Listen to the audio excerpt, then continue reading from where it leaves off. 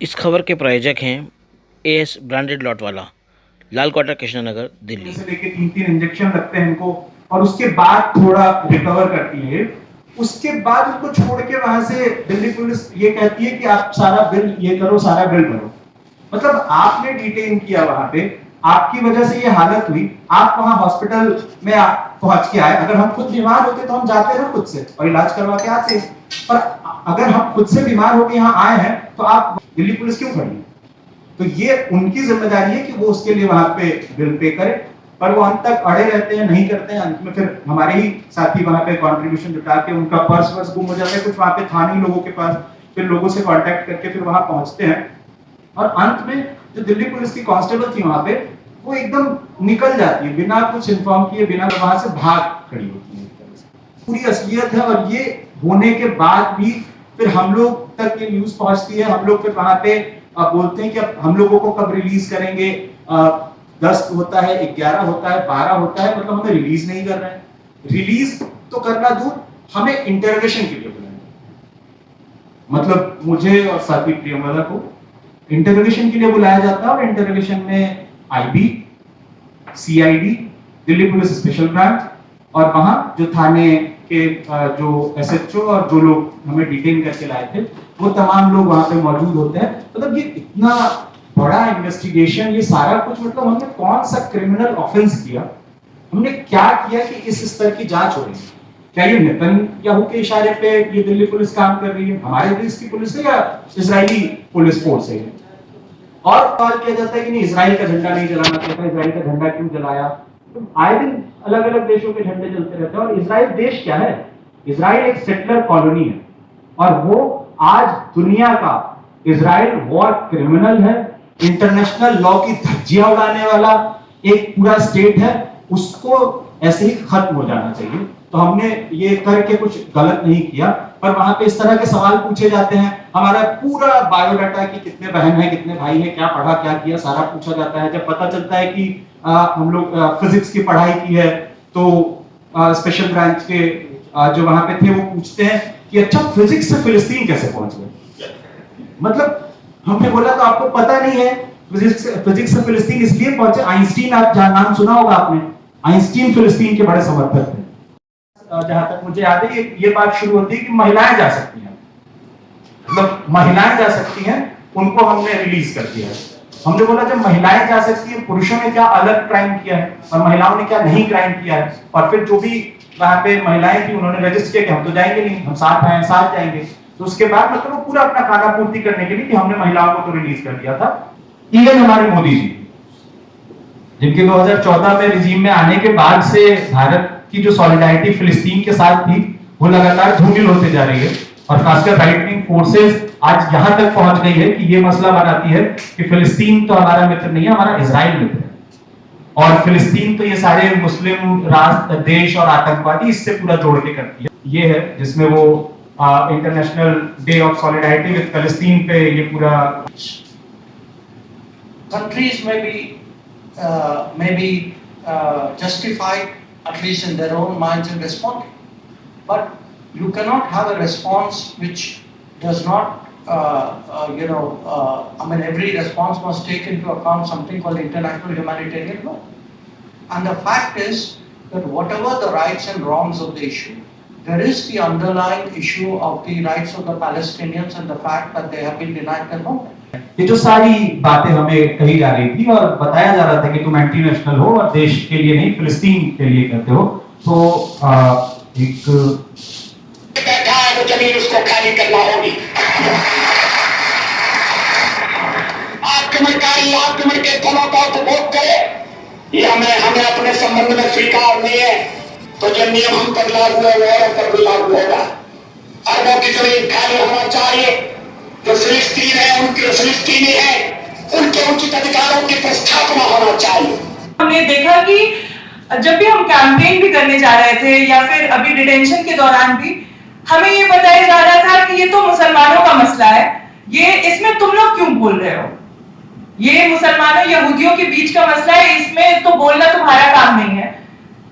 तो हमने ये बात जब लोगों को बताई कि फिलिस्तीन की जमीन पे सिर्फ मुसलमान नहीं रहते हैं, कोई भी व्यक्ति जो इतिहास पढ़ेगा, जो फिलिस्तीन के बारे में पढ़ेगा, वो जानता है कि फिलिस्तीन में मुसलमानों के अलावा क्रिश्चियंस, ज्यूज और भी कई बद्दू कबीले के लोग और भी कई धर्मों को मानने वाले हो या न मानने वाले लोग रहते हैं। और आज जो लोग मारे जा रहे हैं उसमें भी हर धर्म के लोग हैं और ये धर्म का मसला नहीं है। ज्यूज वॉइस फॉर पीस नाम का संगठन और दुनिया भर में कई इंसाफ पसंद ज्यूज का ऐसा संगठन भी फिलिस्तीन की आजादी के लिए लड़ाई लड़ रहा है। और इजराइल तो 1948 में बना, उससे पहले ये धर्म का मसला नहीं था। उससे पहले कहा, इजराइल के बनने से पहले भी फिलिस्तीन के समर्थन में लोग दुनिया भर में बोल रहे थे। 1948 में जब इजराइल के बनने के लिए वोटिंग हो रही थी यूएन में, तो इंडिया ने उस वोटिंग का विरोध किया था। इजराइल नहीं बनना चाहिए। भारत ने उस वोटिंग का विरोध किया था क्योंकि हम भी जानते थे कि आजादी हमें 1947 में मिली और आजादी के लिए हम लड़े थे। तो उस वक्त फिलिस्तीन की आजादी का हम समर्थन कर रहे थे, लेकिन पिछले कुछ सालों में जिस तरह से जो सरकार का दोमुहापन है वो खुलकर हमारे सामने आया है, वो हम देख ही रहे हैं। इसके अलावा भी कई सारी चीजें हमें बताई जाती हैं कि फिलिस्तीन में तो कुछ टेररिस्ट एक्टिविटीज को खत्म कर रहा है इजराइल और ये सारी चीजें। तो हमारा तो इस पे एक ही सवाल है कि अगर आपके देश को गुलाम बना दिया जाए, आपके घरों के आगे पीछे पुलिस के पहरे हो, आपको अपनी बात रखने की आजादी ना हो, आपको कभी भी गोलियों से उड़ाया जा सकता हो, आप कहीं भी सुरक्षित नहीं हो, आप एक खुले पिंजरे में जी रहे हो, आप क्या करेंगे? हम लोगों ने भी किया, जब हमारा मुल्क गुलाम था हमने भी अपनी आजादी के लिए लड़ाई लड़ी।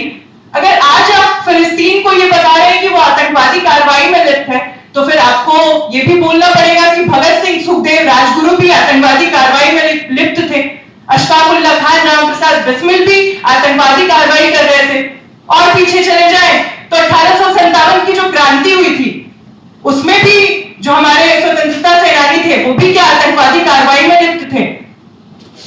तो आज फिलिस्तीन की जो लड़ाई है वो ना तो किसी धर्म का मसला है, ना वो कोई आतंकवादी कार्रवाई में लिप्त है। जब आप एक देश को गुलाम बना के रखेंगे तो वो अपनी आजादी के लिए लड़ेगा और फिलिस्तीन की लड़ाई बिल्कुल वाजिब लड़ाई है।